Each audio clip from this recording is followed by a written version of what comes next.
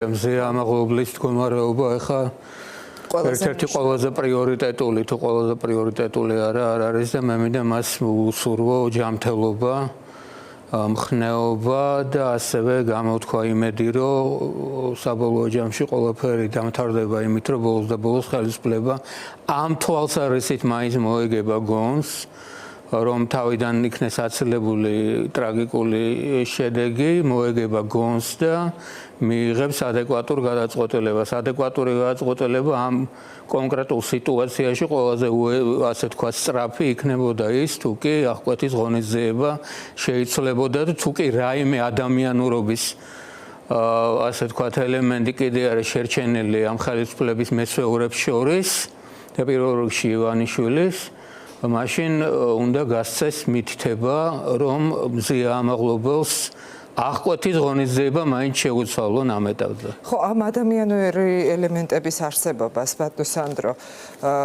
აი ამის საფუძველს გაძლევთ, თუნდაც მცირედ იმედს მაინც ის განცხადებები, ის ვორდინგი და აი ის არა, საფუძველს არ მაძლევს, მე უბრალოდ იმედი გამოვთქვი, მე არ მithქვამს, რომ ეს ასე იქნება. მე გამოთქვი სურვილი ჩემი და არა მარტო ჩემი, დარწმუნებული ვარ თქვენიც და მთელი საზოგადოებისაც.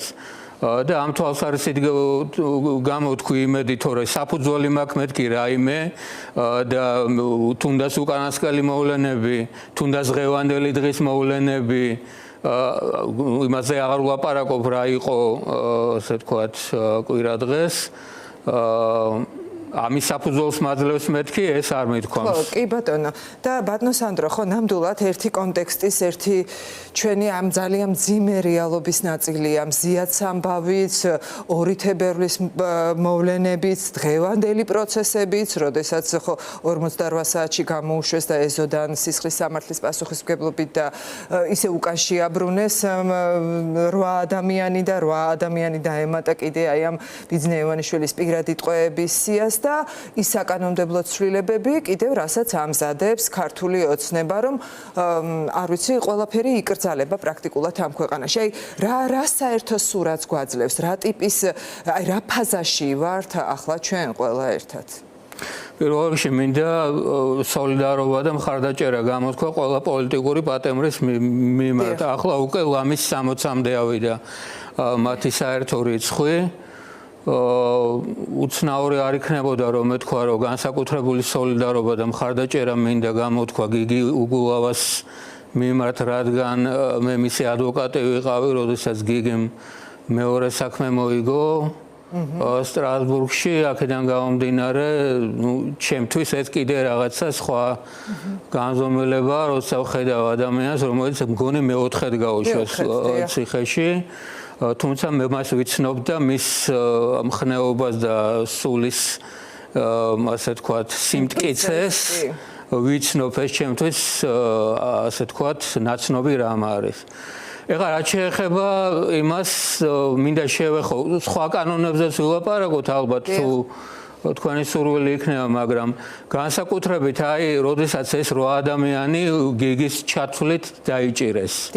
როგორც გამოაცხადეს, ეს არის 222 მუხლი, 19 მუხტაზე მითითებით, ანუ მცდელობა, ესე იგი, როგორც თვითონ ფორმულირებას საძლევენ ამას, განსაკუთრებულ ან სტრატეგიული ობიექტების ბლოკირებაო, ხო? ამის მცდელობა. ახლა კითხვა არის, რა არის განსაკუთრებული ან სტრატეგიული ობიექტი? 222 მუხლში ეს განმარტებულია? არა, არ არის განმარტებული. აბა საიდან უნდა ვიცოდეთ რა არის სტრატეგიული ობიექტი? ხო მიანიჭეს თვითონ ამ მაგისტრალს სტრატეგიული ობიექტის რითი მიანიჭეს? სისხლის სამართლის კანონით?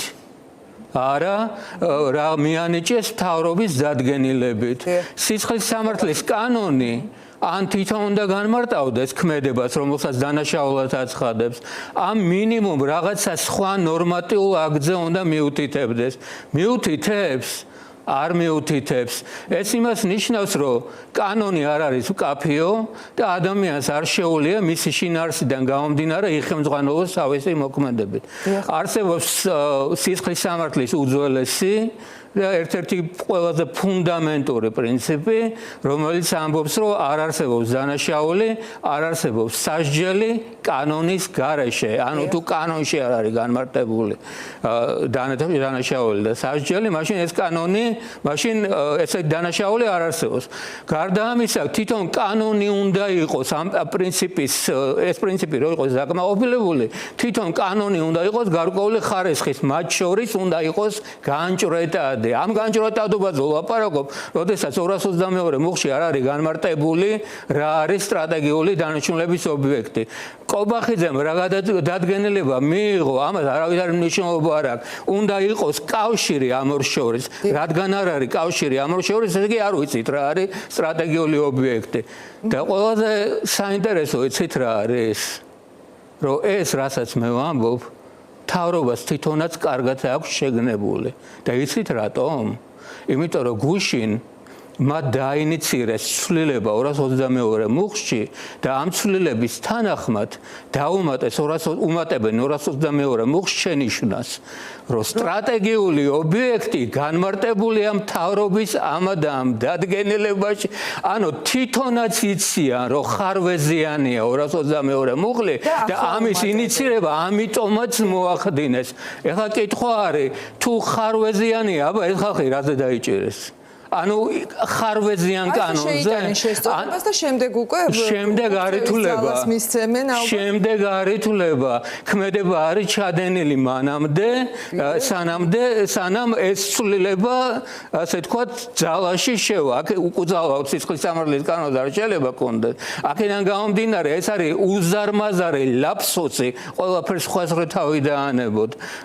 შინაგან საქმეთა სამინისტროში და მთავრობაში ეტყობა რას აკეთებენ ერთმანეთი საერთოდ რას აკეთებენ ეტყობა თლაც საქმის კურსში არ არიან, იმიტომ რომ მთავრობა თulis რომ 222 მუხლი ხარვეზიანია, ამიტომ წლის მას უმატებს განმარტებას რა არის სტრატეგიული ობიექტი. შინაგან საქმეთა სამინისტროში ეს არ იციან როგორც ჩანს. ხო, ეს ძალიან საინტერესო და ძალიან დეტალია ბატონო სანდრო, იმიტომ რომ ეს იმას ნიშნავს, რომ როდესაც ბრალდების მხარე, როდესაც პროკურატურა მივა მაგალითად სასამართლო პროცესზე, მას მოუწევს დაასაბუთოს პირველ რიგში ის, რის განჭვრეტადი იყო თუ არა კანონი და ერთ-ერთი მთავარი არგუმენტი, რომ ეს კანონი არ იყო განჭვრეტადი, არის ის მთავრობის მიერვე ინიცირებული ცვლილება 222 მუხლში. ბატონო, ეს ძალიან მნიშვნელოვანი და ბატონო სანდრო, მინდა რომ ასევე მოვასწროთ საუბარი იმ ინიციატივებზე, რომელიც გუშინ მამუკა მდინარაძემ დაანონსა, როგორც სახელმწიფო მართვის ბერკეტების გაძლიერებისთვის მიღებული ცვლილებები სინამდვილეში. მე ამას ფაშისტურ კანონებს უწოდებდი, ეს არის ფაშისტური პაკეტი.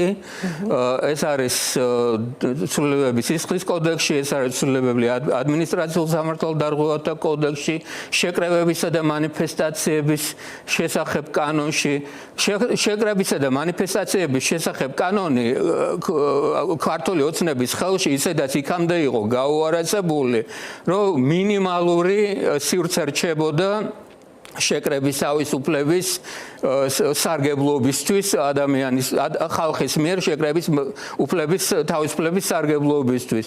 ეხლა ისეთი ცვლილებები შეაქვთ, საერთოდ სპობენ ამ უფლებას.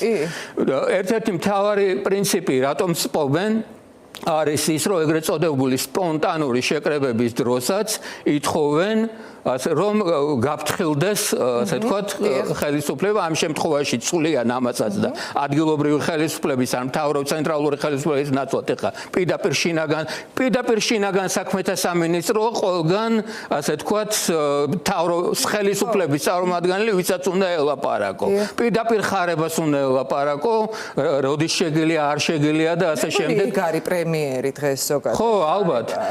და სპონტანურობა, იმის სპონტანურობა, რომ ეს უეცრად ხდება. ხალხი უეცრად როცა გამოაცხადა მაგალითად 28 ნოემბერს ის საშინელი გადაწყვეტილება კობახიძემ ქართული ოცნების ხელისუფლების დე ფაქტო ხელისუფლების, ხო? ხალხი სპონტანურად წავიდა, არავის არ მოუწოდებია, ადგენენ და წავიდნენ და მას მერე ასე სპონტანურად იკრიბებიან. აი ვინ რა და როგორ უნდა გააფრთხილო ასეთ შემთხვევაში. არა და გეუბნება თუ არ გააფრთხილებ, მაშინ უკანონოა და შეუძლია ნებისმიერ დროს ყარება მიიღოთ გადაწყვეტილება რომ დაშავოთ. ამისთვის არის ბატონო სანდრო რომ კიდევ უფრო მეტი ადამიანი დაიჭირონ, მეტი დააშინონ საერთოდ. მათ საერთოდ არ უნდათ აქციები, საერთოდ არაო.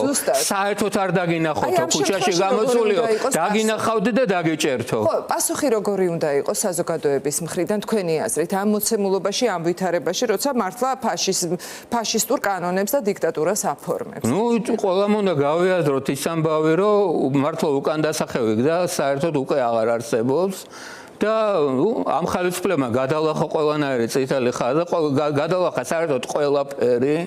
მე მგონი მათ საერთოდ აღარც სტრასბურგი აღელვებდა აღარც არაფერი არ გამიკვირდება რომ მიბაძონ თავიანთი მასწავლებლების გზას რუსი მასწავლებლების გზას და მასწავლებლებმა რა გზა ირჩიეს კი ვიცით გავიდნენ თვითონ ასე თქვათ ევროკონვენციიდან გავიდნენ როგორც ასეთი მაგრამ ნახოთ მთავარია რომ ადამიანებმა შეინარჩუნონ სული სიმტკიცე და სიმხნევე და ეს ჟინი იმისა რომ ჩვენ ამ ქვეყანაში დიქტატურას არ შევეგუებით.